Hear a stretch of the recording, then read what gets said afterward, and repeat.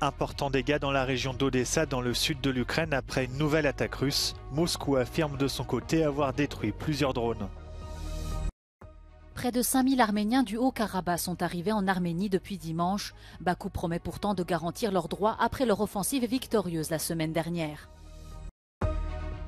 Les États membres de l'Union européenne décident de ne pas renforcer les standards des normes d'émission de CO2 des voitures.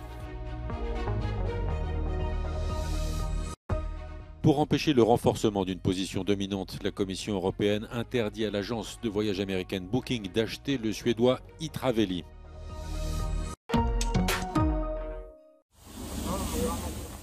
La Russie a mené dans la nuit de dimanche à lundi une nouvelle attaque contre la région d'Odessa dans le sud de l'Ukraine. Bilan, une blessée et d'importants dégâts.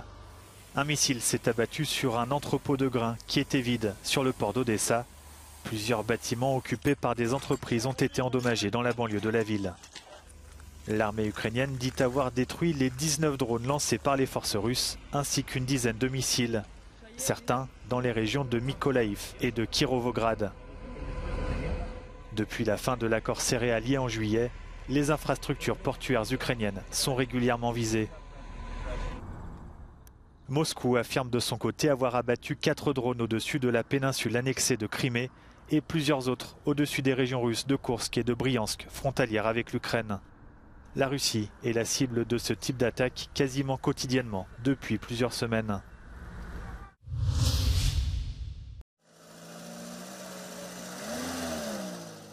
Quelques jours après le cessez-le-feu au Haut-Karabakh, des civils commencent à quitter le territoire en masse. Les réfugiés affluent au poste frontière arménien de Kornizor après une offensive victorieuse de l'armée azerbaïdjanaise contre les forces séparatistes la semaine dernière. Selon les autorités, près de 5000 personnes sont arrivées en Arménie depuis dimanche. Dans les files d'attente, l'angoisse monte.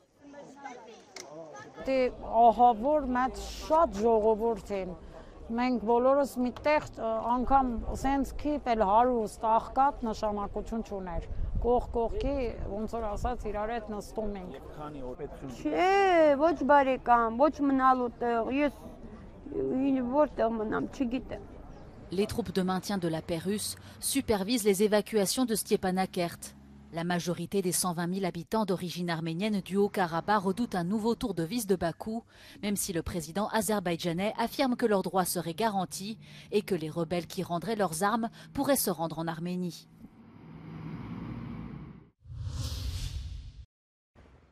À Derna, les secouristes libyens ont retrouvé 23 autres corps dans la mer. 2 équipes ont été formées pour accélérer la recherche des disparus.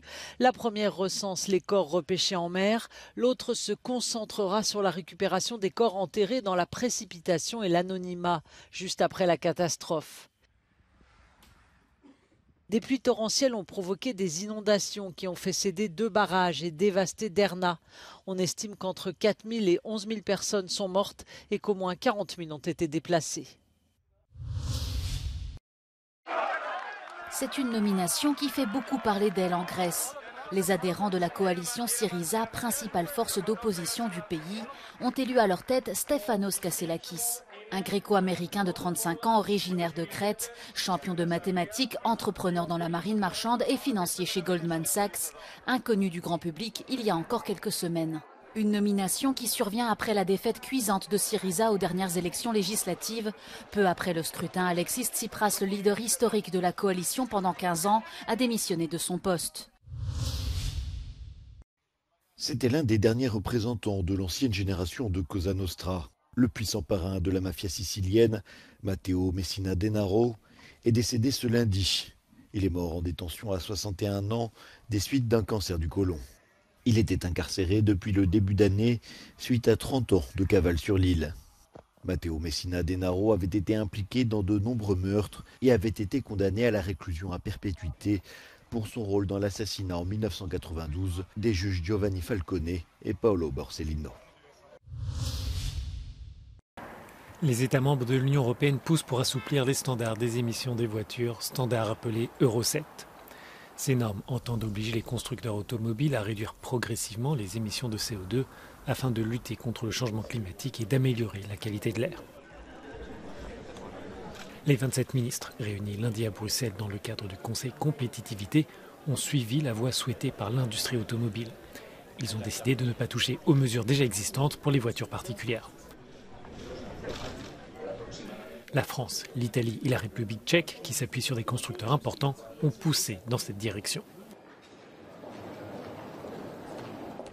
I have a good feeling that it is going in the good direction. As I said, we as one of the leaders of the like-minded group, we are aware about the importance of the automotive industry, not only for the European economy, but for the Czech industry. Mainly 10% of the total GDP, more than 20% of the total exports. So we have to be aware about the impact. La décision des États membres va à l'encontre de la proposition de la Commission européenne. L'institution souhaitait réduire de façon significative les émissions et établir ainsi des standards plus stricts.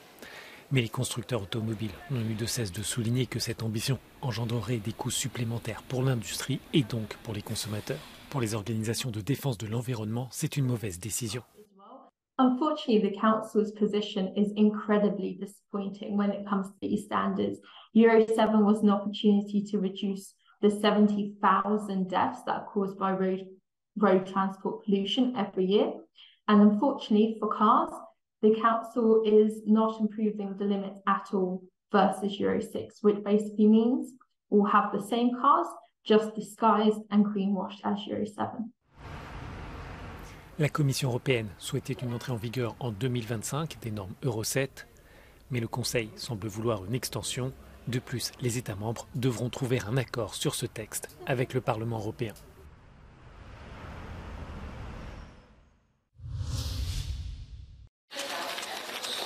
Fusion interdite pour empêcher le renforcement d'une position dominante sur le marché. L'agence de voyage en ligne américaine Booking voulait acquérir le fournisseur suédois de réservation de vol Itraveli Group. La Commission européenne a enquêté et décidé d'interdire l'achat. L'organe exécutif de l'Union européenne estime que la fusion aurait pu entraîner une hausse des prix pour les consommateurs. Booking proposed to display offers from competing hotel hotels on its flight checkout page, which is the page shown to travelers after they purchase their flight tickets. The selection and ranking of hotels and competitors were not sufficiently transparent and non-discriminatory. Les agences de voyage en ligne génèrent des transactions d'une valeur de plus de 100 milliards d'euros par an. Le commissaire européen à la justice Didier Reynders précise que les interdictions sont rares et qu'il s'agit de la première fusion à être bloquée cette année. L'Union européenne compte protéger ses intérêts économiques.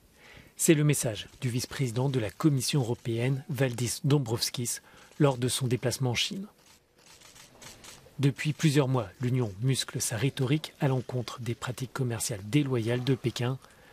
Le représentant européen critique en particulier le déséquilibre pratiqué par les autorités chinoises. The lack of reciprocity and level playing field from China, coupled with wider geopolitical shifts, have forced Europe to become more assertive. We have developed autonomous tools to protect our interests where our openness is at risk, and we have developed other tools to safeguard our own economic security and the level playing field in our internal market. La présidente de la Commission a annoncé au début du mois le lancement d'une enquête sur les subventions chinoises dans la production de voitures électriques qui entrent sur le marché de l'Union. À l'issue de la rencontre avec le responsable européen en charge du commerce, le vice-premier ministre chinois a relayé les inquiétudes de Pékin à propos de ces investigations.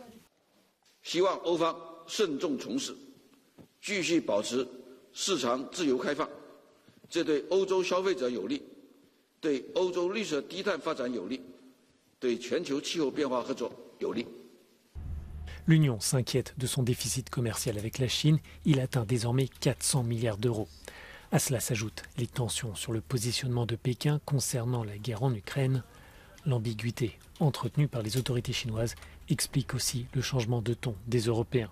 Pour certains analystes, il en va également de la sécurité économique à long terme, liée en particulier à la transition climatique. There is a feeling that with China doing very well in some areas, like electric vehicle, with the United States, on the other hand, having rolled out the IRA plan and subsidies, we in the EU are getting squeezed in an area which we feel it's very, very important, not just for the transition, but also for our future economic strategy.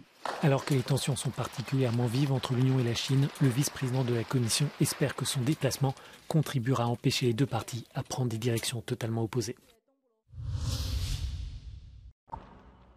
Incertitude sur le paiement la semaine prochaine des fonctionnaires aux États-Unis.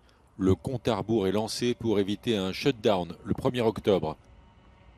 Le vote du budget américain est régulièrement difficile, mais la polarisation du Congrès exacerbe cette année les tensions. Une poignée d'élus trumpistes de la Chambre des représentants s'oppose à une aide supplémentaire pour l'Ukraine et bloque l'adoption du budget 2024. À défaut d'un accord, un projet de budget provisoire pourrait être adopté et permettre la prolongation de quelques mois des négociations. Accord de principe entre scénaristes et studios à Hollywood pour mettre fin à la grève. Depuis des mois, les scénaristes demandaient des augmentations de salaire et des primes en fonction du succès rencontré par les films et les séries sur lesquels ils travaillent. Ils ont été rejoints mi-juillet par les acteurs, les deux corps de métier souhaitant être protégés face à l'arrivée dans l'industrie de l'intelligence artificielle. Les négociations sont longtemps restées au point mort, avant l'arrivée dans les discussions des dirigeants de Netflix, Disney, Universal et Warner Bros. Discovery. Coût estimé du blocage, 5 milliards de dollars.